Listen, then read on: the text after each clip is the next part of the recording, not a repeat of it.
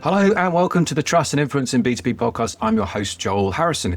As the title of this podcast suggests, it's got a very broad remit covering the evolving challenges associated with generating trust and implementing buyers in all areas of B2B. And these are perennially tough challenges, but they take on a new urgency and resonance in what is a very rapidly changing landscape. Episodes are released weekly. Please don't forget to subscribe, like or rate the episode or the podcast more generally. So, in this episode, we're going to talk about MarTech. Despite years of investment and countless vendor promises, only around 14% of marketing technology systems are properly integrated. And some estimates suggest that 60% of MarTech capability goes entirely unused. So we're going to talk about why integration remains B2B marketing's most persistent challenges and why trust between functions, with vendor, and in the data itself sits at the heart of this problem. The conversation is going to draw on insights from a recent meeting of the Mosaic MarTech Think Tank, which is a group which is convened by Clevertouch, who are a technology market and MarTech consultancy. I'll let them explain that in much more detail and much more accurately in a moment, which brings together, and the think tank brings together senior marketing technology and marketing practitioners to explore the practical challenges facing industry and indeed help work towards solutions. And it's a fascinating forum which I've enjoyed being part of for the last year or so. What emerged from the most recent meeting, there was a discussion, was about the picture of integration as not being primarily a technical challenge. It's actually a trust challenge that happens to involve technology. So to talk about this, my guests today have got some fantastic perspectives on this challenge. First, we have Adam Sharp, who's CEO and co-founder of Clevertouch, a leading B2B Marketing consultancy, as we said, discuss work with enterprise clients.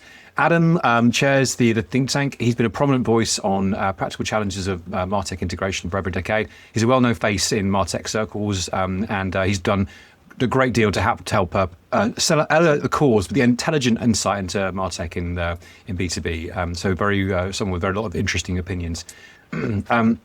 Next, we have Robert Nicholson, also a member of the Think Tank, who is Digital Marketing Director at Robert Walters, who are a global recruitment firm. Robert has built and scaled the marketing operations function at that company from a team of 3 to 40-plus global operations spanning London, Manila, and South Africa.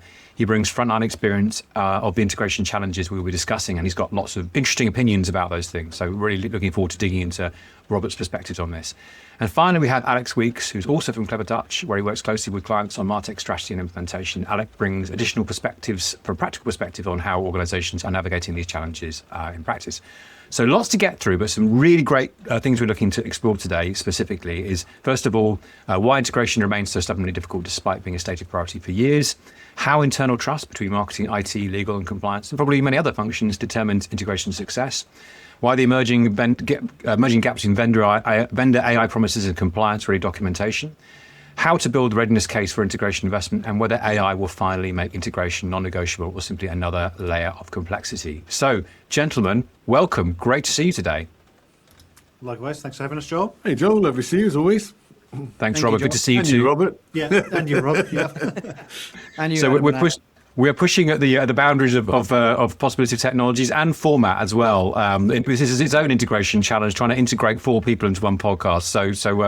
So bear with us if we have some teething troubles of making this work along the way. But thank you for your patience in advance. So, Adam, just want to start with you, perhaps. I don't know if I've A, properly done justice to Clevertouch and B, done justice to what Mosaic is as well. Can you tell me if there's anything I've missed? I think you summarised it quite well. So yeah, Clevertouch, we're proudly independent. We're a small niche boutique consultancy specialising in MarTech. Not so much selling it, more about optimising it.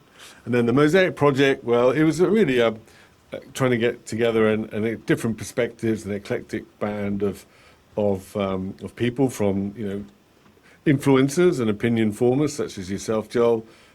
Academics, so we have a Professor Robert Nicholson from Stirling there, and then we have many of our seasoned and clients who have been in and around MarTech for a long time, including Robert, who's looking extremely seasoned after a probably heavy Christmas. And then we welcome other people that are totally independent as well, just to get some ideas. What we're trying to do is establish a forum for discussion and really a forum for research as well. So you're right, one of these whole areas around data and integration and adoption utilization, it's a massive factor, and I've been banging on about it for a long time. And actually we are just through the Mosaic project, we've just got some government funding. We've just hired someone to really look at driving some research in and around this area, because it is pretty woolly. Yeah, it's great. It's a fascinating topic. I think when I started writing about IT as my first job, IT and financial services, and the word integration seemed to be a massive challenge then. And sometimes it's reassuring when when things are consistent in life, but this is slightly disturbing that it's still the biggest challenge going on. I was going to say, well, I was thinking about this earlier, and it was 10 years ago, we were advising clients to, when they were talking to vendors, to, make sure the vendors have an open API. Because 10 years ago, people still had closed APIs. Yeah. They didn't necessarily open everything up. Now they do, and it's almost like when people start looking at vendors, they say, oh yeah, we've got an API, yeah, we've got an open API, tick in the box. But as Robert and Alec will talk a little bit about, there's degrees of integration and degrees of API easiness or ease of use. And so people don't really give it that much focus. It's like, it's only when there's a problem they think, oh shit, let's we have a problem, Houston. And that's when they start addressing it. Okay, well, thank you, Adam. That's great. I'm going to get to Alec in a minute to drill down a bit more into details. But Robert, give us a client-side perspective on this. I mean, this is, you in that meeting, you had a lot to say about this. It's something you've clearly experienced in your career as someone focusing on MarTech. Yeah, thanks, Joel. And I think integration is something that's, I think for clients, it's assumed. It's often promised as well by vendors and by agencies and such. And so, there's this assumption that, of course, we've bought these wonderful systems. Of course, we can get one thing across to the other. And often, the problems become, sometimes they're technical, sometimes they're trust-based, but it's okay, I can get something across there, but can you actually achieve your business case? And that's why I think, 10 years on, as Adam was saying, we're still seeing integration as kind of one of these key challenges facing organizations, because more and more now we're being challenged on the ROI of the platforms and the value that these platforms provide to the organization. And without that integration, we are kind of sat there saying, well, is it really worth spending all this money on this thing if it can't contribute to the wider business? Yeah, absolutely. And so we've got to justify what we're spending, and we're focusing our time ever so much more in these days. So Alec, over to talking, bringing you into the conversation. This is as both Robert and Adam, you implied or suggested, there's lots of reasons why this can go wrong. What do you think separates organisations that achieve meaningful integration? Chris, that's a broad church, but generally speaking, what separates those ones that get it right, those that succeed, and those that fail? Are there any common? What are the common analyses, do you think? I mean, for me, I think the ones that I see that end up being most successful are the ones that take integrations as being iterative. So there's this kind of view of the integrations are either on or they're off, and it's either everything or it's nothing. And what tends to happen is, Rob, thanks for stealing a lot of the point I was going to make today. What tends to happen is that first initial piece maybe doesn't, give that ROI, that value impact isn't immediately seen. So they kind of go, no, okay, that's it, stop. There was no value in that. But it's the companies that keep pushing through and go, yes, okay, right, we articulated the value out of this. We just kind of wet our whistle with this a little bit. We just demonstrated this. Let's take those lessons. Let's learn. Let's do the next thing. So honestly, I would say that it's about businesses that don't overplan, don't overbake it, don't push it too far, but also don't be too blasé about it. It's finding that middle ground, and it's those businesses that kind of take that view of it's okay to just iterate on our integrations over time, are the ones that actually tend to be the most integrated and get the benefits of those systems. Okay, so it's that kind of learning process along the way. Adam, you're going to jump in there. I have to say, in your preamble there, your opening thing, I was really shocked when you said 14%. You think it's 14%? I mean, in terms of is the level of integration. I mean, we've done our own research, and I know Gartner and KPMG have done other stuff as well. I thought it was a bit higher. I thought it was about 30%, which is still absolutely shocking. I'd guess there's probably a difference, right? Speaking from a client perspective, right? And Adam, going back to Clever Touch had a wonderful idea of talking about the MarTech spine, right? I think that if you asked most client organizations, they'd be like, Yeah, the head's connected to the central nervous system. The Marketo's connected to Salesforce or whatever you have. And then you sit there and say, what about the dozen other systems you've got? And they're like, oh no, they're just floating in the wild over there.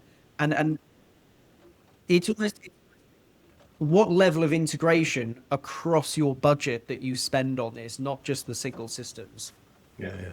What I would add to it as well is, to a point, is I actually see that number getting worse over the years, because every year we've all seen all those maps and those those visuals. Every year, hundreds, thousands of new systems come out, millions of new ideas, new connections, new capabilities, but businesses aren't buying that many per annum. What they're doing is they might be buying 1, 2, or 3 more pieces of software, but for every one bit of software they buy or they implement, there's another 10,000 that get added.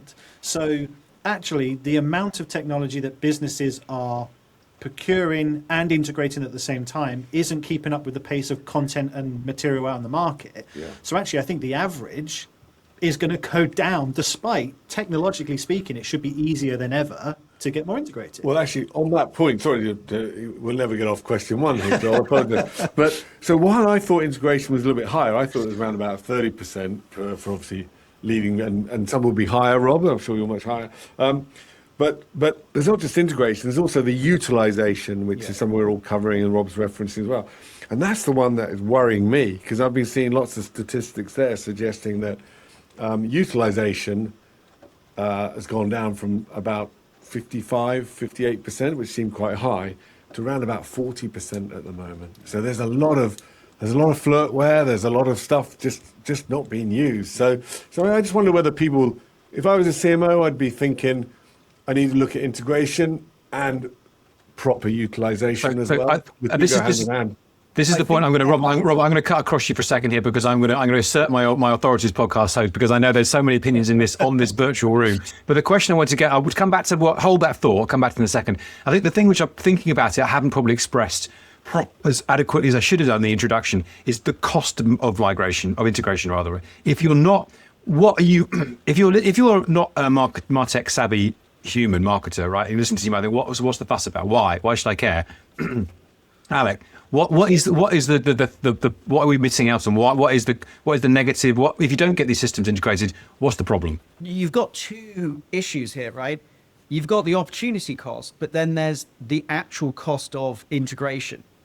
And this is why, I said kind of integration's often assumed, and I believe it's almost a right these days. And yet we still see vendors saying, but you want the API.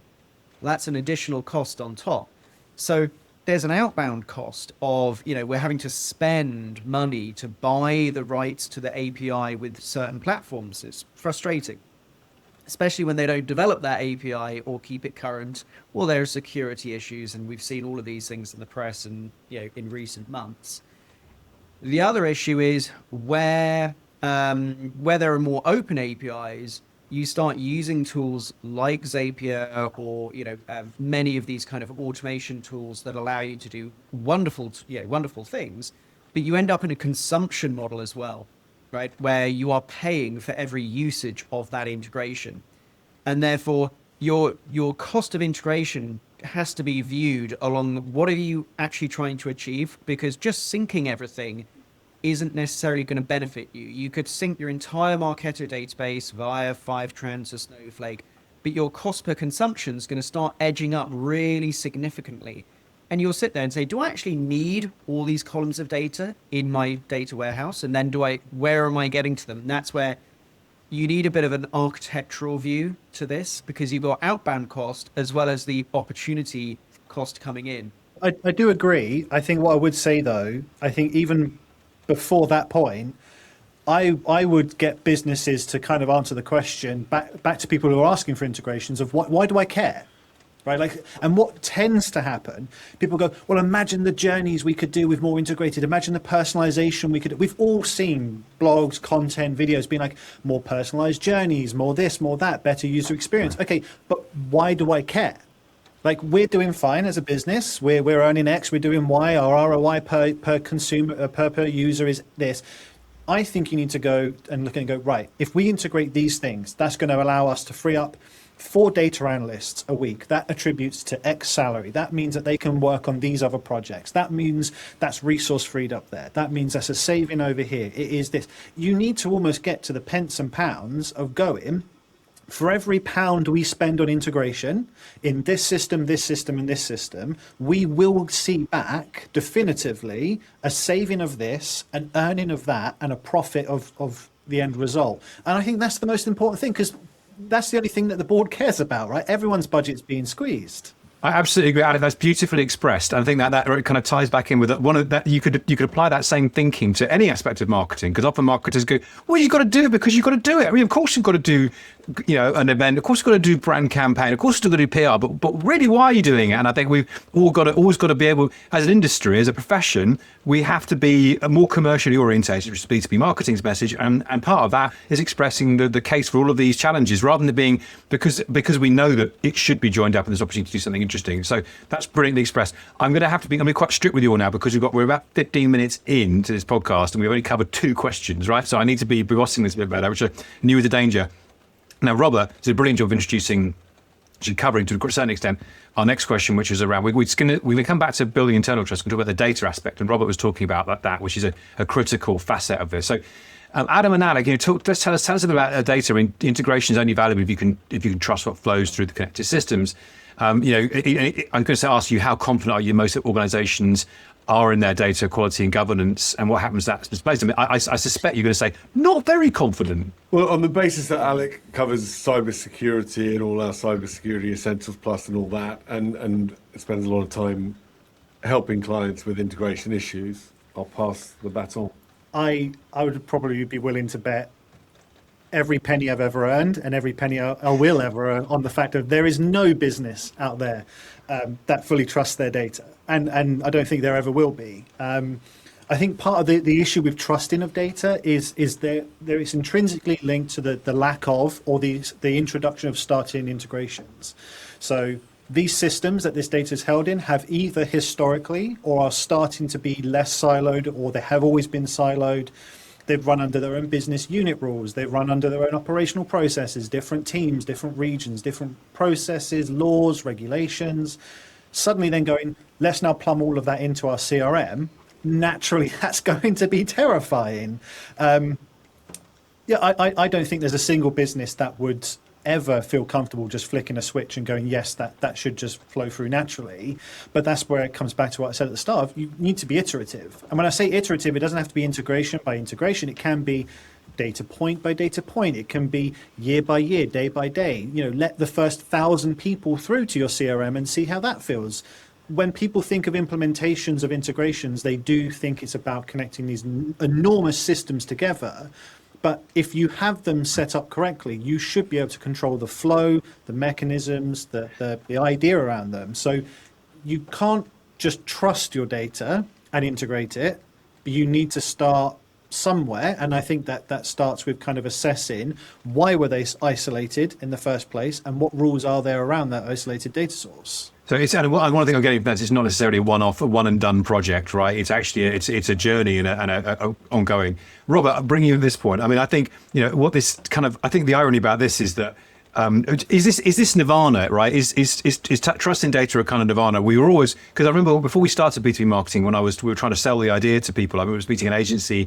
Someone ran a quite big agency at the time, and talking to him saying, we're going to launch a magazine in B2B. And he said, the problem with B2B is the data's crap. And here we are, almost 25 years later, the data's still crap, right? So are we ever going to get anywhere with this, Robert? What do you think? Is it always going to be a problem?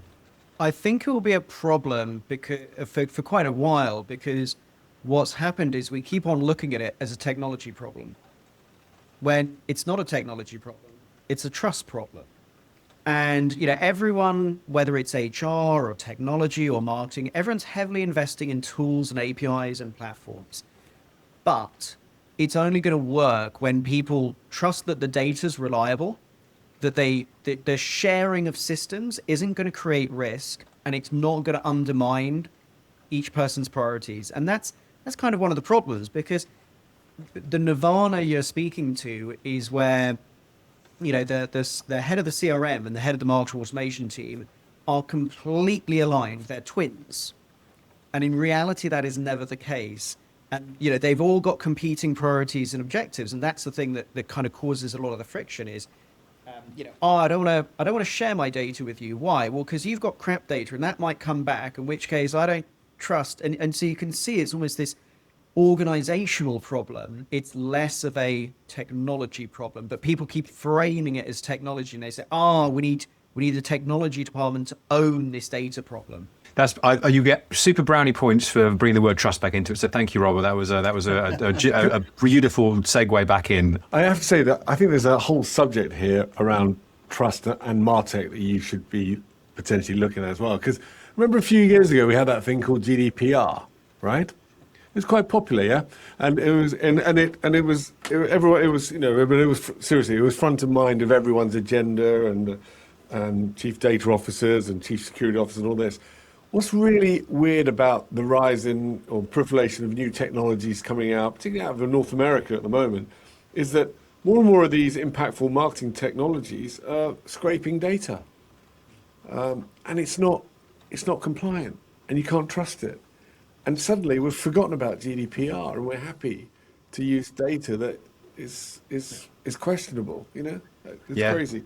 It's a step back. It's definitely a step. And Adam, what we're seeing is, well-known technology companies having to make public apologies because they've used, or they are, the AI platforms, and they've automated the heck out of everything and made a mistake. I'm gonna cut across you there because I want to. The vendor trust gap is something we're going to talk about in a minute. But I think what we haven't properly covered, we alluded to in the last section, was the my lawyers will be calling you. There was the internal challenge. But Robert, you kind of alluded to that in terms of like it's actually not a technology problem. It's a trust problem within functions. But actually, you talk about data trust in different data pools there. But Alec, I want to ask you this one. Just give us a snappy one, and then I'm going to move on. So don't jump in after this one, please. But the internal trust, integration across marketing, IT, legal, compliance, other issues. These are different functions, different agendas, and they've got a different version of what good looks like. So how important is that internal trust in enabling any integration projects to even get off the ground, let alone be successful? I think it is critical, but I think Rob is right in that it is very organizational process. I think if you have got a data team, an IT team, security, and marketing, if they're not all actually working for the organization and they're being very protectionist and very scared about sharing, naturally, you're not going to benefit either from that share, right? Yes, you might have what you think is really precious, beautiful, well-articulated data, but actually some other department might look at you and go, oh, that's awful, right?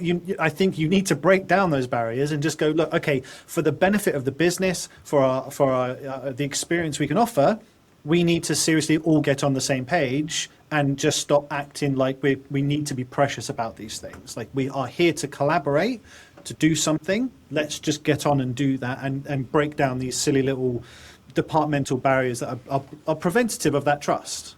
I think that's the only thing they can do.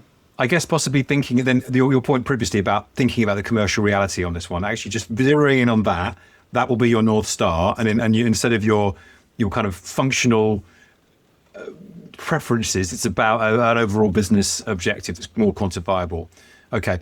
Thank you. That's very, very, very succinct. I'm going to go back and flip back then to the vendor trust issue. Because this is fascinating. Vendors are such a massive part of the whole MarTech world for all the reasons that we know about every day. They're great at marketing themselves. They're great at kind of like dangling that shiny, intangible thing in front of you and saying, you need to buy this, but your world will be much better.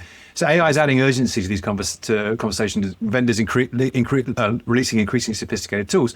There seems to be a gap between what vendors are promising and what they can actually document for compliance purposes. How should marketing leaders navigate this? Rob, I want to give you a chance to answer this one, but are you comfortable answering that one? The simple answer is marketing leaders need to become far more comfortable at turning around to the vendors and whoever else and saying, show me. Just show me how it works. Show me a real life example. I've caught out vendors before by saying, well, show me my data. If you're scraping data, show me my data. And then they've pulled up data that I know has been stolen. And so I've sat there and done, well, we can't use your data. It's not going to work. I think the vendors that do a good job of explaining their approaches and documentation that they publish are great, right? Because it allows you to work with the other parts of your organization, whether it's compliance, whether it's legal, whether it's procurement and technology. Adobe, they have a trust center. LinkedIn has a trust center where they explain their approaches to AI. And I think that's made us at Robert Walters feel far more comfortable about the ways in which we're utilizing some of these technologies because we can trust the vendor. That's very, very sagely put there. Alec or Adam, either of you want to come in on this one? I think the only thing I would add to that, though, is you mentioned, Joel, there, sort of, the documentation, like how can those marketing leaders, those marketeers, those CMOs, I think the honest answer to also to some degree is that you can't really actually keep up because the pace that these vendors are moving at is enough to give you whiplash. Like, if you just scroll down LinkedIn and you're constantly being pulled in all different directions. So you're already fighting against a big hurdle. So I think Rob's right. I think that what you should have and what we should expect from these vendors is that here are our core principles. Okay, it's not about AI tool by AI tool or service by service. It's saying as a business, these are our three founding principles for how we handle respect, trust, and integrity. And you obviously have to take that at face value. But yes, the proof is in the pudding. But trying to keep up with it at an AI level, I mean, I'll be honest. Good luck with that. I think that's part of the risk, though, is that a lot of the vendors will say, "Oh, it's too complex. We're not going to share it. You wouldn't understand." And it's like, well, there's the degree of trust in the vendor. There's the degree of there's the degree of kind of like, okay, fine, but show me how it works, etc. But then also from a client perspective, there's that responsibility of being regulated, and I don't mean like regulated like a financial services company. I mean just regulating your approach to this. Having phased adoption plans, documenting controls. Actually saying, because that's part of it. Is you go back to where Adam mentioned GDPR. If you get called in front of the ICO or someone else, do you actually have some basic documentation written down that says, this is how we have this AI thing set up and why? And if you've got that, great. You don't have too many problems. It's when you are taking what is experimental into production, that becomes the problem. Yeah, that's a very, very good point. It's again, all about foundations are really, really important. Setting your stall out to begin with, that allows you to be clear on what you're trying to achieve rather than pull in different directions. I mean, Adam, one of the things that was spoken about at the Mosaic meeting, because I'm putting this, it's worth reiterating. It's all these questions, this conversation comes from what was talked about at that meeting. It was a fascinating, freewheeling conversation. And Adam, one of the things that you and the team from Clever Touch talked about at that meeting was you talked about a couple of leading vendors who we'll all know, who are household names. I'm not going to mention them here for all sorts of reasons, but they're talking about how they have certain journeys in kind of, or so they've set out certain aspirations and led us to believe that certain functionality will be available. And yet, I think we're right in saying it. In some instances, it wasn't, and it doesn't look like it's going to be for a while.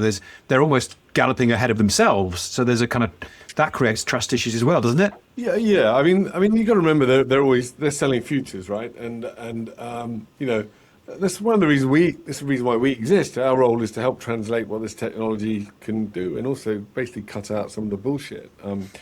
And trust and integrity is really important for me here in our business, that we use all this technology ourselves. We don't consult on anything we don't use ourselves, but can't necessarily say that for all the vendors. But I mean, look, they are definitely racing ahead. I'll mention the main vendors in our space, Salesforce and Adobe. They're racing ahead with their agent technology at the moment. Is it ready yet? No. John Miller published something, CMO, co-founder of Marketo, published something this week where he talked about agentic will make a big impact, but not in 2026. And I think he's spot on. I don't plug our business too much, but we have an AI MarTech event on the 28th of February, just before all those blokes get proposed to. And what we're talking about there is we're trying to take out some of the complexity around agentic in terms of looking at which because most of them are in beta. I'll use Adobe as an example. They've got agents that will sit across their platform, so they will help integration. They'll work on multiple platforms. But are they ready yet? No. Will they make an impact? Absolutely. When they have their account qualifier agent, for example, Well, that will take data from Marketo, from CRM, from CDP. So it will help unify. But is it ready yet? Not yet. Will it be ready second half of this year, maybe into early next year? Spot on, yeah. Have I Okay. rambled again? Sorry, Joel. No. It's great. I asked you that exact question. If you responded, so that's great. I am going to just try and pick up the pace again a bit because we've got we've got a lot of theoretical questions to theoretically get through. Whether we're going to get them all, I don't know. I suspect not. But one of the topics that came up quite a lot in the meeting was about this notion of shadow marketing. Well, I thought it came up quite a lot, which I think is quite interesting. Where you've got, and we've touched on this a little bit. I think Alec was saying you've got this proliferation of tools that are coming out. AI has enabled tools to be developed so much faster. So you've got all these exciting new kind of tactical point solutions, I think is the term. Correct me if I'm wrong there. For different tactical aspects of marketing, and there's this kind of tension between wanting to be strategic and centralized and thinking about, but also marketers at the sharp end just wanting something that's going to do that. And going out and buying that thing. I mean, how do you is that balance? I'm going to ask this to Alec, and then perhaps Robert might comment. Is that kind of tension healthy? Should we be leaning one way or the other, or should you be allowing a degree of flexibility in that? It's a tricky one, right? I think it depends on the level of impact it potentially has on you. Obviously, no, a business shouldn't be turning around and going, "We're going to have this tomorrow," and then 8 months later, it's still not there. That's not right. But we are in a new race, right? We are in the midst of an AI race. Everyone is trying to push through new capability, and it's not just to release new AIs but it's to use those as well to build better, more efficiently, more effectively, and all this other stuff. So, I mean, I think Rob hit it really well by being like, "Show me," and I think it's the same thing, right? Like, show me a scenario where I give you the criteria and the parameters.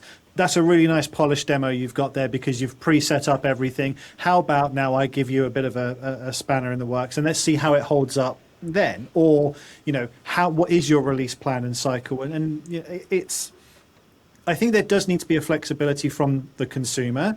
I think things do go wrong.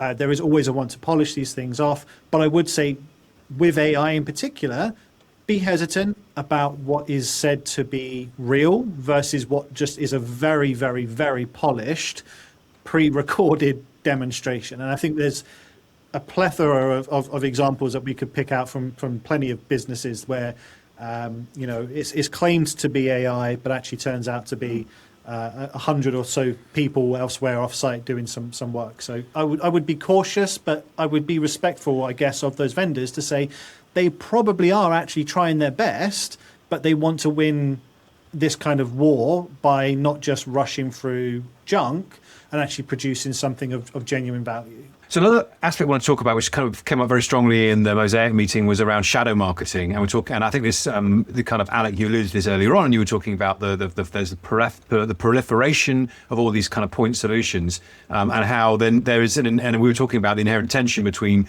the opportunity to use these kind of tactical point solutions, which marketers in the sharp end sometimes just want one thing that just does this one thing. So it's quite compelling and shiny and exciting to them. But at the same time, we talked about the fact that there's actually strategic guidance and governance, and you don't want to get sucked in by shiny promises. And so, Robert, I mean, how do you, is that tension kind of inevitable? Is it kind of healthy, or is it a major problem that you need to avoid and kind of push one way or the other? I think it's usually all of this.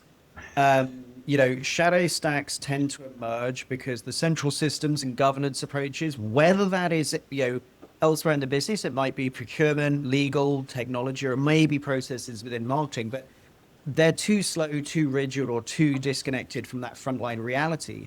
And this day and age, it's very easy for someone to sign up with a credit card or a PayPal account to anything, and just start using it, right? The controls don't exist technologically often to restrict that.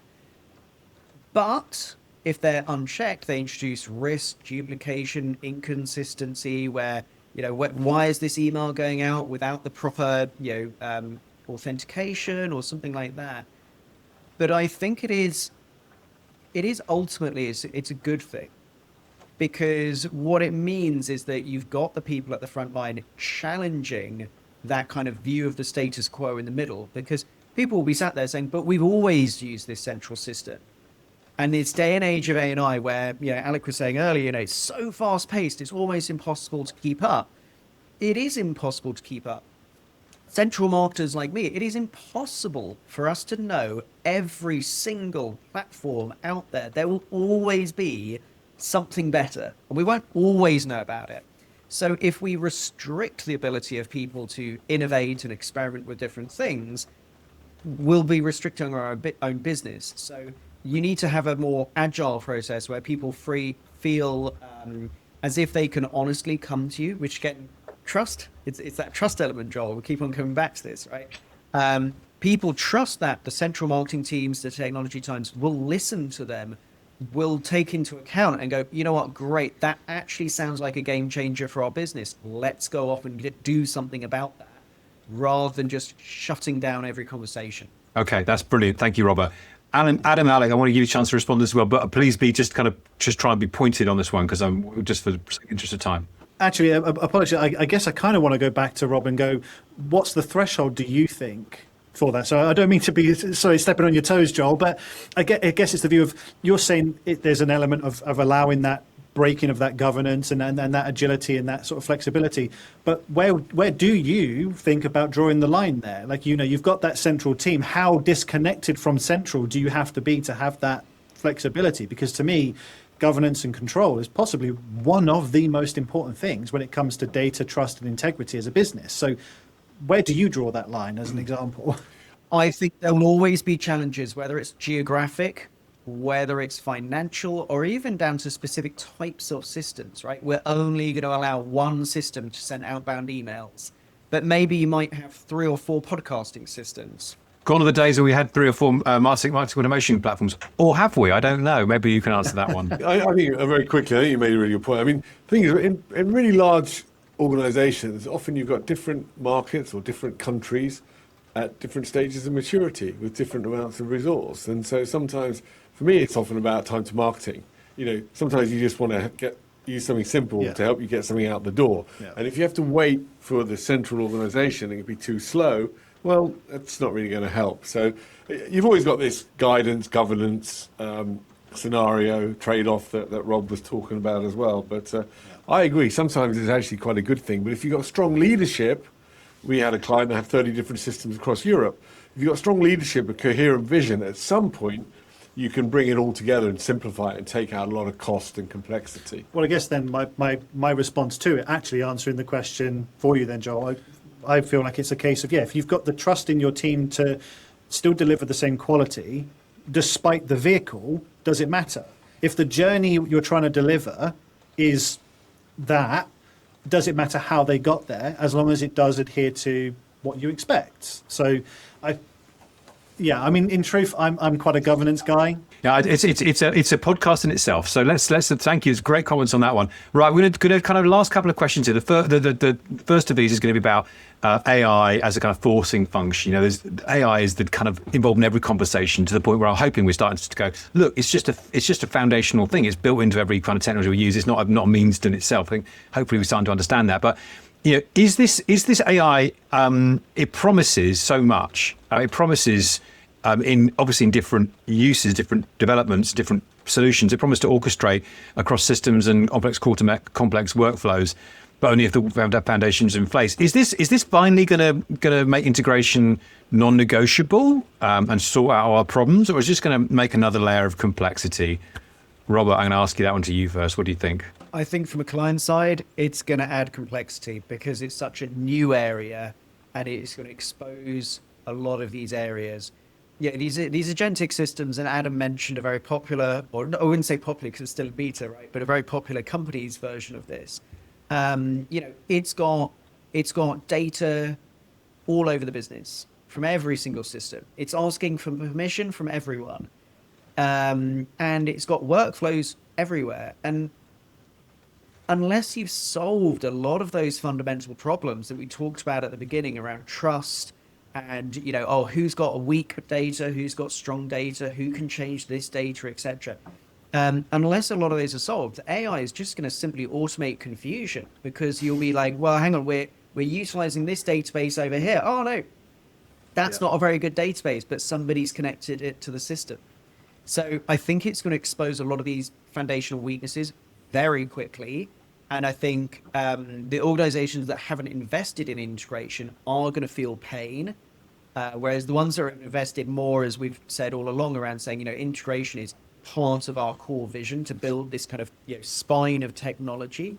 They're going to feel less pain because they'll already be halfway down this journey. Okay, brilliant answer. I love it. Automating confusion is my quote of the day. I think I love that one. Alec or Adam, just a quick soundbite, as quick as you can on this one, if that's all right. I'll give a very quick view. I got very excited when I read a book called Agentic Artificial Intelligence by a guy called Pascal Mene, I think, and he talked about the layers. And then it got me thinking, though, the thing that marketers got to think about is level appropriate automation. Or AI, because not full automation is not always a good thing.